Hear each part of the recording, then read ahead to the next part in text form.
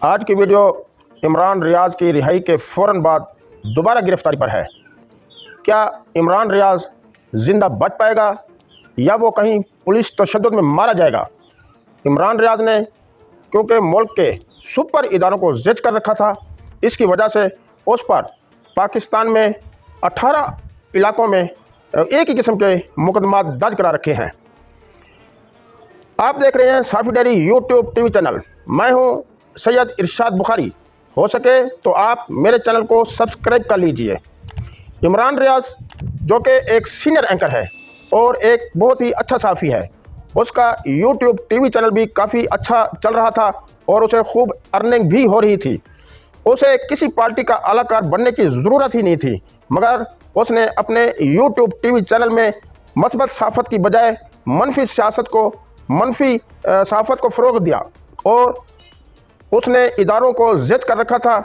मैं सिर्फ पीटीआई की खातिर उसने इदारों को ज़िद कर रखा था, जिसकी वजह से उसके ख़िलाफ़ 18 मुकदमात एक ही किस्म के दर्ज कराए गए हैं।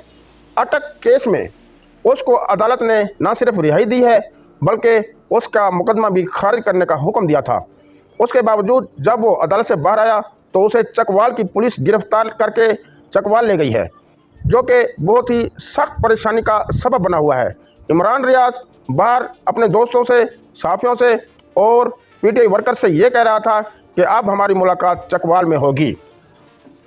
व्यूअर्स, क्योंकि इमरान रियाज का पंगा किसी आम शख्स के साथ नहीं है बल्कि उसका पंगा मुल्क के सुपर इदारों के साथ है, इसलिए उस पर पुलिस तशद्दुद को खारिज अज़ इम्कान करार नहीं दिया जा सकता। पुलिस उस पर अगर तशद्दुद की करती रही तो उसको कोई ओनी पोनी लग गई तो वो जान की बाजी भी हार सकता है। इमरान रियाज क्योंकि पीटीआई का न सिर्फ अलाकार बल्कि वर्कर बनकर सहाफ़त कर रहा था और बार बार एक ही पार्टी की हमायत कर रहा था, इदारों के अलावा वो दीगर सियासी जमातों की भी तौहीन कर रहा था और उनके हकूक़ को पामाल कर रहा था।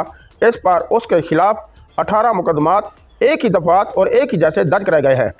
मुख्तलिफ मुद्दई हैं, मुख्तलिफ शहर हैं, मुख्तलिफ थाने हैं। तकरीबन अगर उसकी चकवाल से भी रिहाई हो गई तो उसे कोई दीगर थाना की पुलिस पकड़ कर ले जाएगी। सहाफ़ी को चाहिए कि वो ऐसी सहाफ़त करे कि किसी को भी ये मालूम ना हो सके कि इस सहाफ़ी का ताल्लुक़ कौन सी सियासी जमात के साथ है। सहाफ़ी को मुल्क, कौम और माशरा के लिए रोल मॉडल होना चाहिए था, मगर इस सहाफ़ी ने रोल मॉडल बनने की बजाय तरफदारी की और जानिबदारी से काम लिया, जो कि आज उसके लिए परेशानी का सबब बना हुआ है। इमरान रियाज को पीटीआई के लिए कुर्बानी का बकरा नहीं बनना चाहिए था। उसने कुर्बानी का बकरा बनकर ख़ुद को मुसीबत में डाल रखा है और इससे न सिर्फ वो परेशान है बल्कि उसके घर वाले और दोस्त अहबाब भी सख्त परेशान हैं। अब जैसे कि मैं आपको मिसाल दूं कि मैं एक सीनियर प्रेस रिपोर्टर हूं और आपके सामने यूट्यूब टीवी चैनल भी चला रहा हूं। इसके बावजूद मैंने कभी किसी को ये वाज़ेह नहीं होने दिया कि मेरा ताल्लुक़ कौन सी सियासी जमात के साथ है। आज आपको मैं बता देता हूं कि मेरा ताल्लुक़ पाकिस्तान पीपल्स पार्टी के साथ है। इसके बावजूद भी अगर मैंने पाकिस्तान पीपल्स पार्टी की 2-4 वीडियोस अपलोड की भी हैं तो उसमें भी ये वाज़ेह ना होने दिया है कि मेरा ताल्लुक़ पाकिस्तान पीपल्स पार्टी के साथ है, क्योंकि अगर मैंने 2-4 वीडियोस डाली हैं तो उनमें भी पाकिस्तान पीपल्स पार्टी पर तनकीद की है, उसकी चापलूसी नहीं की है। इमरान रियाज को भी चाहिए था कि वो इस किस्म की सहाफ़त करता कि किसी को उस पर कोई शक वगैरह ना होता, तो आज उसका यूट्यूब टीवी चैनल भी जिस तरह की वो तरक्की पर था चल रहा होता और उसे कोई परेशानी वगैरह कतन ना होती। तो व्यूअर्स, उम्मीद है कि आपको मेरी ये वीडियो पसंद आई होगी। वीडियो को लाइक करें, शेयर करें और हो सके तो कमेंट्स भी कर दिया करें।